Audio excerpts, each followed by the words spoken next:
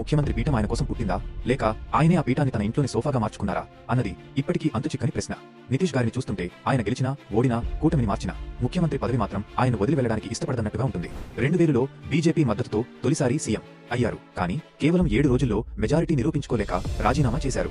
అప్పుడే తెలిసింది ఈ కుర్చీతో ఆయనకు పెళ్లైంది కానీ తాళం చెవి వెతకడానికి కొంచెం సమయం పడుతుందని. 2005లో బీహార్కు సుపరిపాలన గుడ్ గవర్నెన్స్ అంటే ఏంటో చూపించడానికి మళ్లీ వచ్చారు. మొదటిసారి పూర్తికాలం సీఎంగా ఉన్నారు.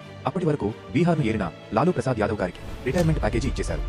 2010లో ఎన్నికల్లో ఘన విజయం సాధించి డెవలప్మెంట్ హీరోగా మరింత పటిష్టంగా మారారు. ఈ సమయంలో ఎవరికైనా అనుమానం ఉందా కుర్చీకి నితీష్ అంటేనే ప్రాణమని? నరేంద్ర మోడీ ప్రధానమంత్రి అభ్యర్థి అయినందుకు అలకబూని పాత స్నేహితుడు బీజేపీని విడిచిపెట్టారు. 2014లో లోక్సభలో దెబ్బతిన్నారు.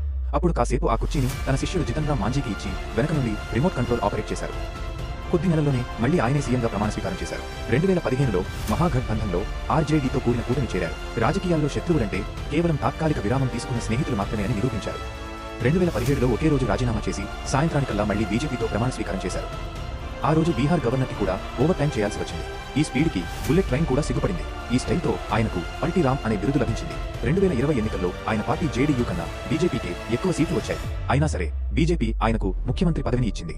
ఎందుకంటే నితీష్ లేకుండా బీహార్ ప్రభుత్వం అనే సినిమాను ఊహించలేము. 2022లో బీజేపీని వదిలిపెట్టి దేశంలో ఇండియా విపక్ష కూటమి ఏర్పాటుకు తానే కీలక పాత్ర పోషించారు. ఇప్పుడు దేశమంతా అనుకుంది నితీష్ గారు ఇక స్థిరంగా ఉంటారు, ప్రధాని పీఠం కోసం ప్రయత్నిస్తారు.